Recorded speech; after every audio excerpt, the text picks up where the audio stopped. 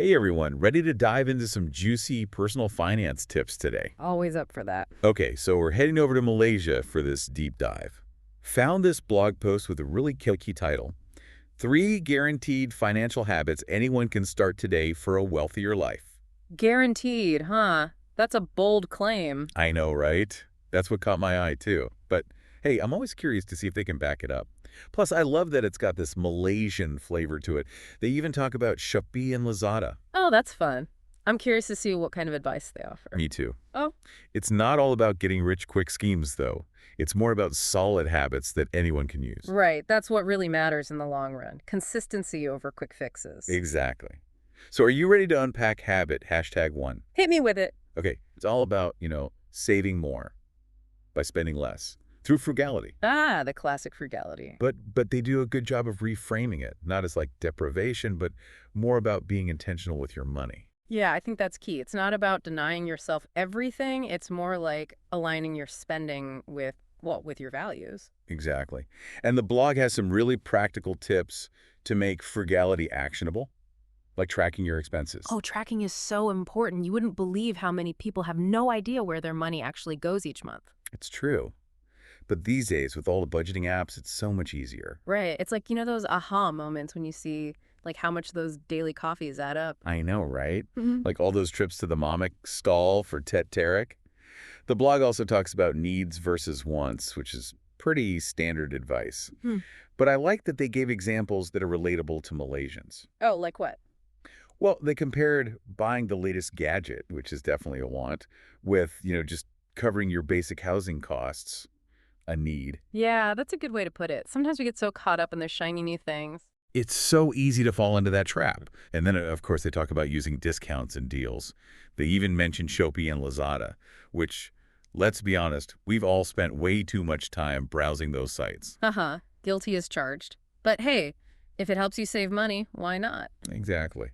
It's a good reminder that saving doesn't have to be painful. It's about being strategic. Totally.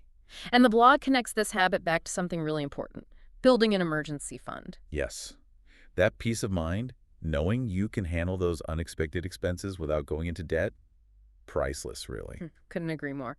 So are we ready to move on to habit #2? Oh, yeah, this one's all about earning more, which I think we all like the sound of. Who doesn't like the idea of more money, right? Haha, exactly. Ah, And this blog gets really specific for the Malaysian context. They talk about upgrading your qualifications, even mentioning Open University Malaysia and online courses. oh, that's interesting. Those are really accessible options for people who want to further their education.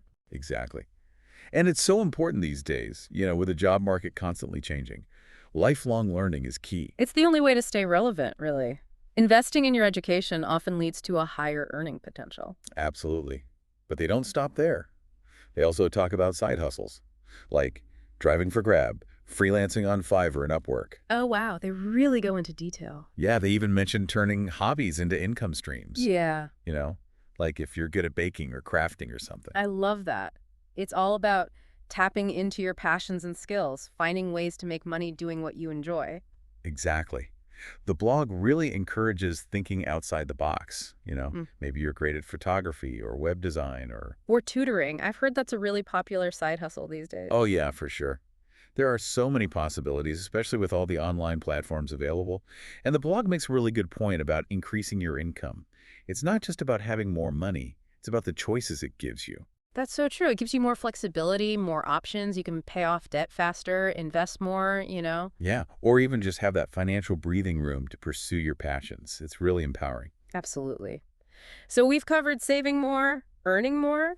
Are you ready to tackle the big one? Investing, bring it on. This is where it gets really interesting, I think. Let's see what this Malaysian blog has to say about it. All right, let's dive into habit #3. This is where we potentially turn those savings into something bigger, something that can really grow. Okay, so habit #3 is all about studying ways to generate higher returns on your investments.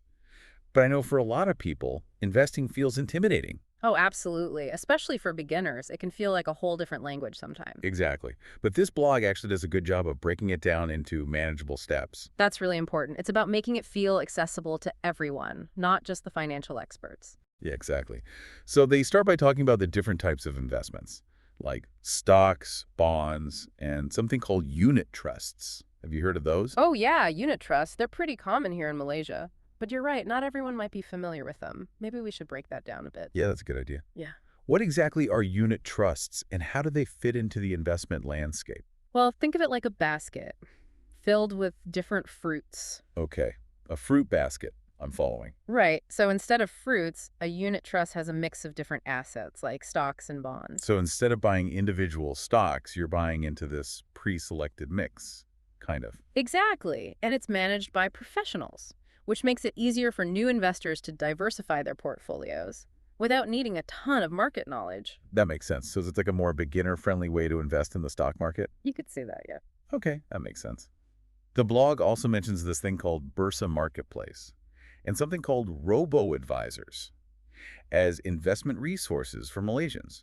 Do those ring a bell? Oh, yeah, definitely. Those are pretty important to understand if you're thinking about investing in Malaysia. Especially robo-advisors, they're becoming more and more popular. Okay, cool. So should we unpack those a little bit before we go back to those specific tips from Habit #3? Yeah, I think that would be helpful. Let's start with Bursa Marketplace. It's basically it's like a one-stop shop, for investors in Malaysia. Okay, so like a central hub for everything related to investing. Yeah. It's run by Bursa Malaysia, which is the stock exchange here. Got it. So if I wanted to buy stocks in like Malaysian companies, I'd go to Bursa Marketplace. Exactly. But it's not just stocks. You can also find bonds, those unit trusts we were talking about, ETFs. Whoa, it sounds like a whole financial supermarket. That's a great way to put it. It's designed to make investing more accessible, especially for, people just starting out. I can see how that would be super helpful. Less intimidating when you have everything in one place. Ah. Okay, now what about those robo-advisors?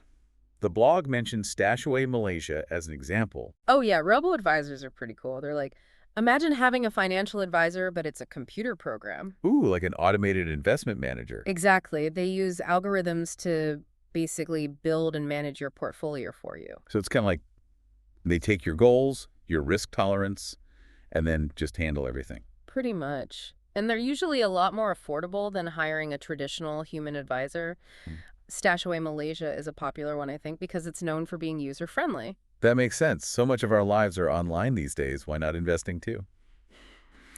Okay, but let's circle back to the blog's tips for habit #3, those higher returns. Right, right. So they start by encouraging everyone to really learn about the different investment options out there, which makes sense, right? Yeah, it's not just about throwing money at something randomly. You got to know what you're getting into. Exactly. Like, for example, understanding how stocks actually work, what bonds are. And how those unit trusts are different. Right. Stocks represent ownership in a company. Bonds are more like loans you give to a company or the government. And unit trusts are those baskets of investments we talked about. So, like, depending on your goals and your risk tolerance, you pick the type of investment that makes the most sense for you. Yep.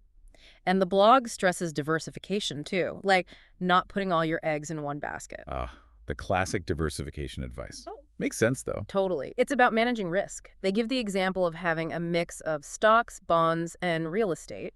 So, if one area isn't performing well, the others can hopefully balance things out. Okay, starting to see how all these pieces fit together now. But, while the blog is all about those higher returns, I think it's important to be realistic. Oh, for sure. Higher returns usually mean higher risk. It's not a guaranteed path to, instant riches or anything. Right. It's important to manage those expectations and be prepared for the long haul. Exactly. This isn't a get-rich-quick scheme. It's about careful planning, making informed decisions, and understanding that, markets go up and down. So true.